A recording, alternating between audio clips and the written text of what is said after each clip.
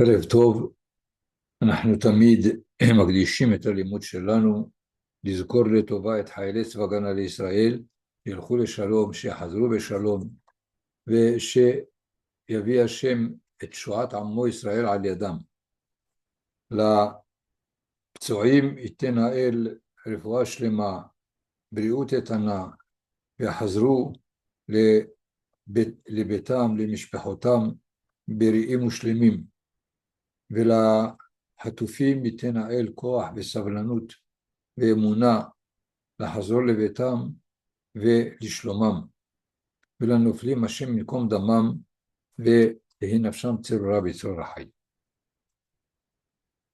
Donc, la paracha de Shelach Lecha, c'est le modèle d'un événement historique par sa résonance dans la génération qu'il a vécue et par son actualité jusqu'à nos jours.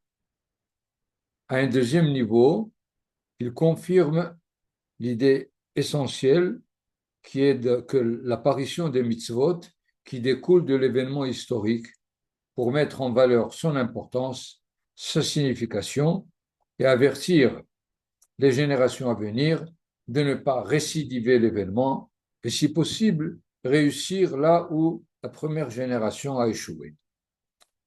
Pour cela, il faut étudier dans les détails la nécessité de charger des chefs d'Israël d'aller explorer le lieu de résidence définitive du peuple d'Israël, la réaction à cet exploit des différents groupes en question, d'une part des 10 explorateurs avec le message négatif et les 2 explorateurs qui les controversent et le peuple lui-même, et en fin de compte les dirigeants Moshe et Aaron.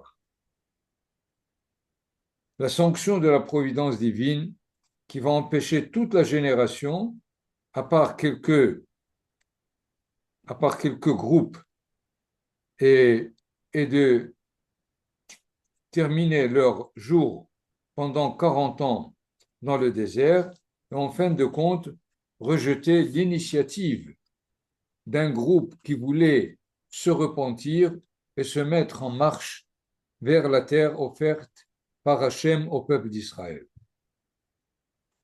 Donc la paracha s'ouvre sur l'ordre de Hachem d'envoyer des explorateurs. Vaydaber Adonai el Moshe lemor, Shelach lecha anashim v'yaturu et eretz Kenaan. C'est un acte qui finalement est recommandé par HaKadosh Baruch Hu. Pourquoi? La promesse divine n'est-elle pas suffisante? Oui, nécessaire, mais pas suffisante. Car il demande le consentement, la préparation au mérite de la promesse. Nous avons déjà un premier exemple, celui de Yaakov Avinu dans le rêve de l'échelle où HaKadosh Baruch Hu lui dit « Hine anochi imach, ushmarticha bechol asher telech » je suis avec toi, je te garderai, vahashivoticha el ha'adama, je te ramènerai même sur la terre d'Israël. Quelle est la réaction de Yaakov Avinu? Im yeh Elohim imadi, ushmarani baderech asher anochi holech. On a déjà compris qu'il ne peut pas traduire. Im yeh Elohim imadi, si Dieu est avec moi, hasve halila, est-ce que Yaakov Avinu met en doute la promesse? C'est pas possible. Mais c'est pour cela que les commentateurs et le Zohar a traduit Im yeh Elohim imadi, pourvu que Dieu soit avec nous. Pourquoi? Et là, Rachid lui-même nous explique Shema yigrom achet. Peut-être il risque d'y avoir une faute et qui finalement va mettre la promesse de Hachem pas en question, mais au niveau du mérite que lui, Yaakov Avinu, n'a pas suffisamment préparé le terrain pour qu'il puisse mériter la promesse de Hakadosh Baruch. C'est pour cela qu'il faut comme ça comprendre et le fait que la paracha commence par Shelach lecha anashim ve'yaturu et eretz Canaan. Il faut envoyer parce que venir en terre d'Israël, il faut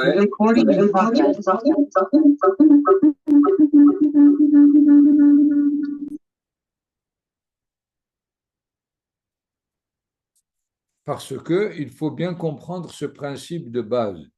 Si Akadosh Baruch Hu promet, alors il demande à celui à qui il a promis de préparer les conditions pour que la promesse soit méritée. Quelle est finalement la faute des explorateurs? Puisqu'ils sont partis par ordre divin. Ils ont finalement dépassé les clauses de leur mission. Moshe Rabbeinu leur a demandé la réponse à 3 questions et nous pouvons lire les versets pour bien comprendre leur déviation de leur mission.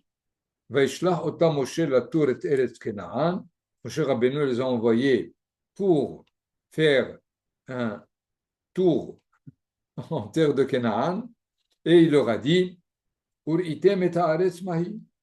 La terre en tant que telle est à Yoshev alea, le peuple qui réside, et Hazaku Arafé, s'il est fort ou faible, Hama'atu Imrav, s'il est peu ou nombreux, Maha'aretz HaYoshev Asheru Yoshev Ba, la terre elle-même, Atovahi Imra'a, si elle est bonne, si elle n'est pas, si elle est mauvaise, Maha'arim Asheru Yoshev Bahena, les villes dans lesquelles il siège, Abemahanim, Imbemitsarim, s'il campe ou s'il est entouré de tours et de murailles. Est-ce que la terre est grasse ou est-ce qu'elle est maigre?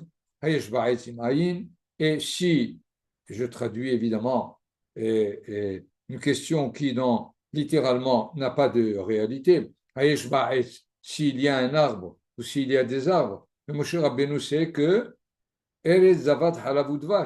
comment il peut être là où coule le lait et le miel sans qu'il n'y ait des arbres. C'est pour ça que les Haramim disent c'est le tzaddik qui est comparé au, au, à un arbre, déjà dans le premier, le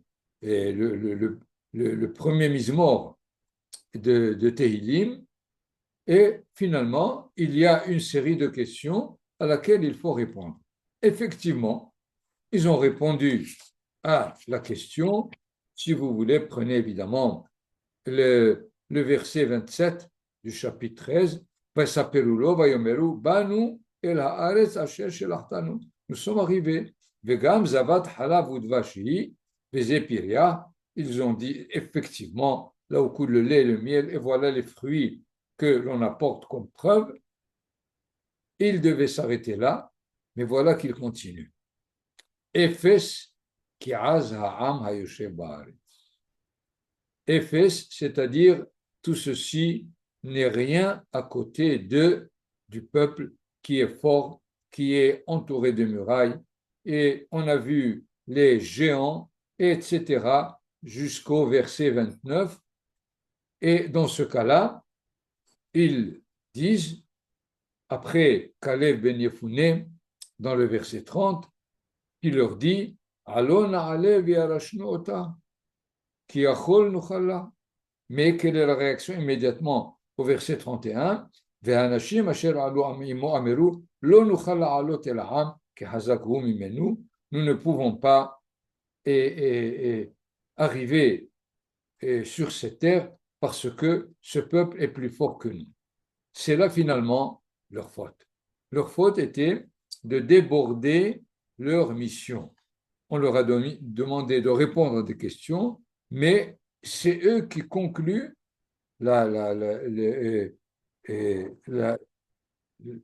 l'action, la façon de répondre à cet état lui-même. D'ailleurs, les 2 explorateurs, et Yehoshua, ben Nun et Caleb ben Yefuneh ne les ont pas contredits dans leur inventaire, mais c'est dans leur opinion, parce que eux, ils ont dit Lo nuchal la'alot el ha'am, alors que Caleb ben Yefuneh leur dit Alo na'ale v'yarashnu ota. Et si l'on prend le verset 9 du chapitre 14, ils disent et Ach badonai al timrodu, ne vous révoltez pas contre Hachem, ve'atem al tireu et am haaretz. Ne craignez pas le peuple de la terre, qu'il ahmenuhem, sar tzidla me'alehem, badonai itanu al tirau. Hachem est avec nous, n'ayez aucune crainte. C'est-à-dire que les autres ont dit que Hachem ne peut pas être avec nous. De la réponse de Caleb ben Yefuneh, on comprend finalement l'attitude des explorateurs à ce propos. Pour le peuple lui-même, on peut dire que s'ils ont opté pour la propagande des 10 explorateurs, c'est qu'ils avaient opté déjà de ne pas rentrer en Israël avant l'envoi des explorateurs, mais ils voulaient une opinion objective, entre guillemets, pour les confirmer. Et vous savez que c'est plusieurs fois l'attitude de l'homme de Torah qui, avant de poser la question à la Torah, déjà décide de l'opinion qu'il a, mais il aurait voulu inverser une opinion des Hachamim qui le confirme. Alors, il est évident qu'il y a beaucoup d'autres textes qui l'infirment dans son opinion, mais ces textes-là, il n'est pas prêt de les recevoir, de les comprendre. On en a beaucoup d'exemples. Be'ezer Hashem, une fois, je donnerai plusieurs exemples des textes qui controversent d'autres, mais il s'agit évidemment de bien comprendre que si le Hacham qui a dit telle opinion sait qu'elle existe, même s'il exprime l'opinion contraire. Et ceci, évidemment, demande une compréhension entre les deux textes pour bien savoir que chacun l'exprime dans des situations différentes. Que si la situation ne s'apprête pas en ce moment, c'est l'autre texte qui a raison. D'ailleurs, le Midrash lui-même ne comprend pas l'absence de réaction de Moshe et Aaron, qui finalement, on n'entend pas du tout leur voix, à part le fait qu'ils ont penché leur visage, vaipelu al penehem, et à ce propos d'ailleurs, le confirme Moshe Rabbeinu dans la première paracha du livre de Devarim, au chapitre 1er, le verset 37, après avoir rapporté l'événement des explorateurs, il dit Gam bihit anaf Adonai biglalchem lemor, gam ata lo tavo sham. Même contre moi, Akadosh Baruch Hu s'est mis en colère à cause de vous et me dit Gam ata lo tavo shama. C'est-à-dire, le fait que Moshe Rabbeinu le dit ici, lui était empêché de monter en Israël, c'est déjà du temps des explorateurs. Mais pas seulement parce qu'à la fin des 40 ans, il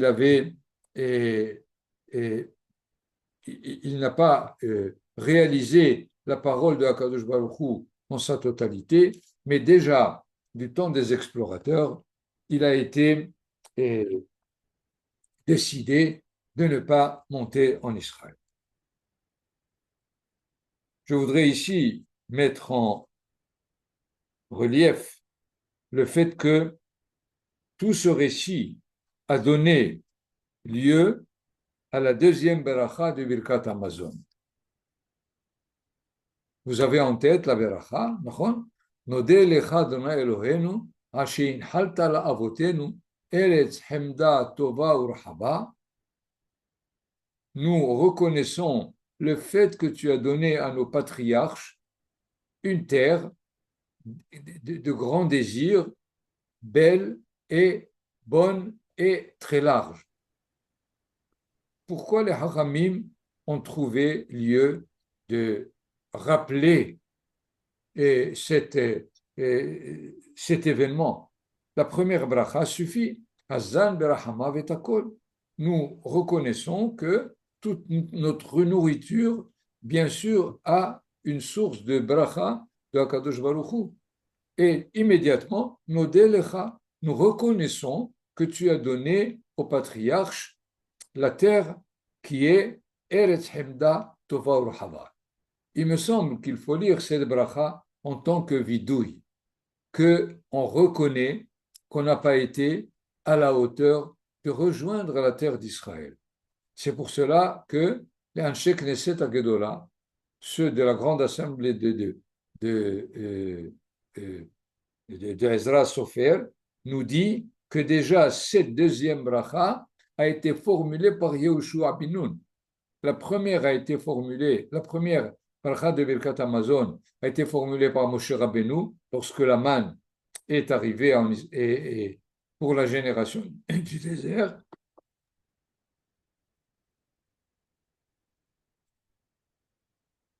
Et lorsque Yehoshua bin Nun est rentré en Israël avec la deuxième génération, il a exprimé, formulé la deuxième bracha pour dire alors aussi bien à sa génération qu'à toutes les générations de reconnaître que Hachem a donné à nos pères qui sont les patriarches Abraham, Yitzhak et Yaakov, et pas à la première génération. Pourquoi? Parce que si on continue la bracha avec moi, Nodé lecha Adonai Eloheinu asher nahata la'avotenu eretz hemda tova urhava ve'al she'hotzetanu me'eretz Mitzrayim. C'est nous qui sommes sortis d'Égypte.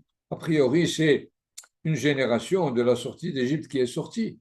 Uvditanu mibet avadim, pour reconnaître que la sortie d'Égypte concerne toute la génération, toutes les générations, et comme nous le disons d'ailleurs à la Haggadah de Pessah, qu'il est demandé à chacun de chaque génération de dire qu'il doit sortir d'Égypte avec cette promesse de Hakadosh Baruch Hu de l'avoir déjà sorti. Et alors, le fait de rentrer en Israël, nous reconnaissons que c'était une promesse donnée chez Inhalta la avotenu eretz hemdato orhava, et qu'il faut qu'on soit prêts, nous, à ce qu'on puisse mériter cette promesse elle-même. C'est ainsi qu'il faut, à mon avis, comprendre cette bracha qui a été déjà formulée par Yehoshua bin Nun. Je continue le fait que la troisième bracha a été formulée par David Amelech et Shlomo Amelech lorsque on a repris Yerushalayim et construit le Beth Amikdash. Il faut aussi noter que avec Yehoshua bin Nun et Caleb ben Yefuneh, toute la tribu de Lévi et les femmes et toutes les femmes de cette génération étaient pour accéder à la terre d'Israël malgré le compte-rendu des 10 explorateurs.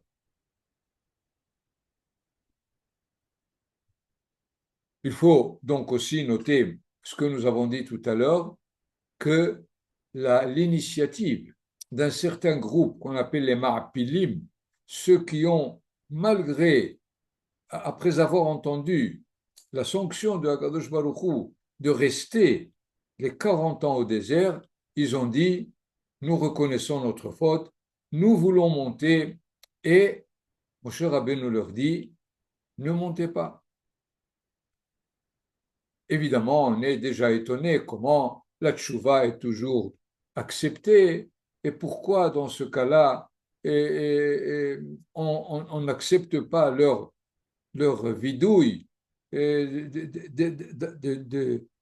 s'être conduit de cette façon. Et voilà que malgré cela, Akadosh Baruch Hu leur dit, c'est pas le moment. C'est aussi un enseignement pour savoir que même la tchouva a des limites.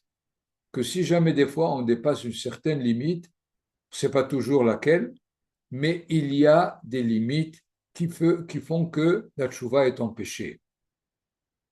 Dans le cas des Ma'apilim, elle est vraiment spécifique parce que ce n'est pas seulement le fait qu'ils veulent faire tchouva, mais par ailleurs, dès que Moshe Rabbeinu leur dit de ne pas monter, il faut maintenant écouter le prophète. Et le fait de ne pas écouter le prophète, c'est leur faute. Ce n'est pas la faute de vouloir et monter en Israël malgré la sanction, c'est une initiative de tchouva positive, mais à ce moment-là, il y a le fait que Moshe Rabbeinu leur dit ne faites pas. Leur faute, c'est de ne pas écouter Moshe Rabbeinu. Et d'ailleurs, c'est une réaction qu'on rencontre et deux fois dans l'histoire d'Israël, essentiellement avec le prophète Irmia. Jérémie, il, il est là aux dernières années de la, de, de, de la royauté de Yehuda, avec le dernier roi qui est Tzidkia, et il leur dit, rendez-vous aux Babyloniens, rendez-vous à Nebuchadnezzar Melech Bavel. Évidemment, quelqu'un comme ça est à la limite est condamné à mort par le peuple parce qu'il ne peut pas comprendre qu'on doit se rendre à l'ennemi. Et pourtant, si ils étaient conscients que Irmia était un prophète de vérité, ils auraient dû l'écouter. Donc, ce n'est pas toujours facile d'écouter le prophète lorsqu'il demande d'agir contre notre avis.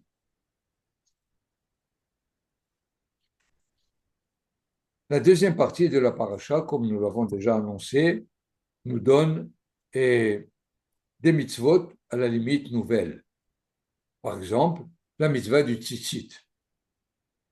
C'est la dernière mitzvah dans la paracha qui établit que celui qui a un, euh, euh, un habit de 4 coins, il faut qu'il mette ses fils, ses 3 ou 4 selon les opinions, et qu'il les attache. En plus, il faut qu'il y ait un fil parmi les 4 qui est bleu, bleu ciel, le ciel à la limite, pas le bleu du jour, mais le bleu ciel vers la nuit. Techelet, c'est le bleu nuit, et ce n'est pas le bleu ciel. Comment, évidemment, est reliée cette mitzvah au récit des explorateurs? D'une part, par la formule qui est identique à celle qui a été proposée aux explorateurs, puisque au deuxième verset, Akadosh Baruch Hu dit Shelach lecha anashim veyaturu et eretz Kenaan. Et au chapitre 15, au verset 39, la Torah nous dit Velo taturu ahare levavchem ve'ahare enechem. D'une part, veyaturu, mais faites attention, ce qui s'est passé au niveau des explorateurs était de bien regarder et d'apporter le vrai message à Israël, et donc vous risquez de refaire la même faute. C'est pour cela que l'habit avec les tzitzit vous rappelle de bien faire attention à ce que l'on voit et à l'interprétation qu'on peut lui donner. D'ailleurs, tzitzit, la racine c'est le mot tzitz, les hatzitz, ça veut dire regarder finement, regarder de près la chose. A priori, lotaturu ahare levavchem ve'ahare enechem. Pourquoi? Asher atem zonim aharehem. C'est pas que on ne doit pas avoir notre opinion ou notre façon de voir, mais c'est surtout lorsque vous recherchez un intérêt personnel. Asher atem zonim milachon zan, nourriture, que vous recherchez votre profit à travers votre façon de voir. Voilà donc pourquoi la mitzvah tzitzit vient après le récit des explorateurs. Il faudrait noter d'ailleurs le fait que chaque matin, nous avons deux mitzvot, tzitzit et tfilin. Or, la mitzvah des tfilin a été donnée le premier jour de la sortie d'Égypte. Le 15 Nissan 2448, on a reçu la mitzvah des tefilin. Alors que la mitzvah des tzitzit, on l'entend presque un an et demi après. Et voilà que les Hachamim ont demandé de mettre d'abord les tzitzit et ensuite les tefilin. Selon l'ordre chronologique, il aurait fallu mettre d'abord les tefilin. Mais nous voyons combien les Hachamim sont conscients. C'est vrai que les tefilin auraient pu suffire, parce que les tefilin sont la carte d'identité de chaque homme d'Israël. Celui qui met les tefilin dans leur signification intérieure, à la limite, n'a pas besoin de tzitzit. Parce que s'il reconnaît son identité au peuple d'Israël, c'est sûr qu'il se voit chargé de toutes les mitzvot, de l'histoire d'Israël à réussir. Mais étant donné qu'il y a eu déjà cette expérience en Israël par les explorateurs, on nous demande d'abord de mettre les tzitzit.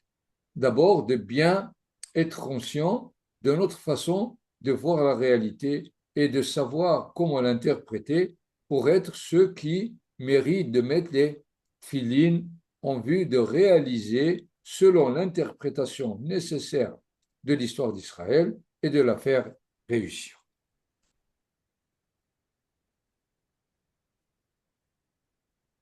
Une deuxième mitzvah, c'est celle de la hala.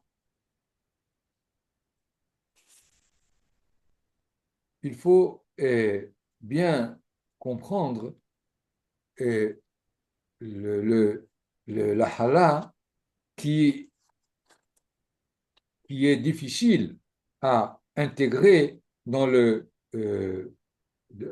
l'emploi des produits de nourriture d'Israël en terre d'Israël. Pourquoi?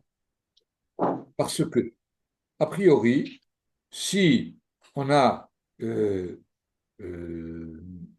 des fruits qu'on a récoltés afin de pouvoir de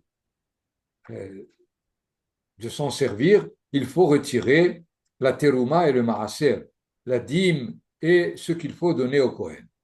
À partir du moment où on a par exemple 1 kilo d'orange, avant de pouvoir s'en servir, il faut immédiatement retirer et donner ce qui revient au Kohen et au Lévi de ces fruits. Si maintenant on décide de faire, pas de les consommer, de faire de la confiture, on peut en faire de la confiture, pas de problème. Mais à propos des 5 céréales, ici nous avons un comportement qui, a priori, contredit ce qu'on vient de dire, puisque celui qui a récolté le blé, immédiatement, il retire, avant même de moudre le blé en farine, il faut qu'il donne la dîme et le prélèvement nécessaire. Imken, à partir du moment où il l'a fait, il peut faire du pain tranquillement et le consommer. Or, la Torah nous dit non. Si tu as fait la pâte, il faut maintenant encore prélever de la pâte la hala pour le Kohen. Donc, alors que pour tous les produits de la terre, il suffit d'un prélèvement, pour la pâte du pain, il faut 2 prélèvements. Celui du produit initial et celui du produit qui est maintenant une pâte de laquelle on va faire le pain. Et ceci a été donné maintenant après la faute des explorateurs. Quelle est finalement la signification de cette de ce que la Torah veut nous donner là. À la limite, on pourrait voir l'histoire d'Israël comme, au début, la promesse de Hakadosh Baruch Hu de rentrer en Israël, et finalement, avec la génération du désert, ça a raté. Alors la Torah nous dit session de rattrapage. Quoi? La hala. La hala, donc, il y a eu déjà un prélèvement, mais puisque maintenant vous faites une pâte nouvelle qui, qui est le propre de votre nutrition, prélevez encore pour bien vous rappeler qu'il est possible de récupérer ce qui a été dérangé par les explorateurs dans le prélèvement de la hala. D'ailleurs, la hala, dans la paracha, il est dit Bevoachem el haaretz. Je vous donne la référence au chapitre 15, au verset 18. Bevoachem el haaretz asher ane mivi etrem shama. Reshit arisotechem hala tarimu teruma. Dès que vous arrivez, prélevez la hala. Donc, c'est une mitzvah qui est reliée à la terre d'Israël, comme les prélèvements ou la construction du Beth Amikdash ou d'autres mitzvot qui ont pour condition le fait que le Ben Israël en terre d'Israël. S'il est en Chutz La'aretz, il est dispensé de ces mitzvot. Or, de toutes ces mitzvot, les Hachamim nous ont conservé la mitzvah de la hala, même en Chutz La'aretz. Nous savons que nos mamans, nos grands-mères prélevaient la hala. Comment ça se fait? Il semble encore là que les Hachamim ont voulu que la mitzvah qui a été donnée après la faute des explorateurs soit présente partout, même lorsque Israël est en galoute.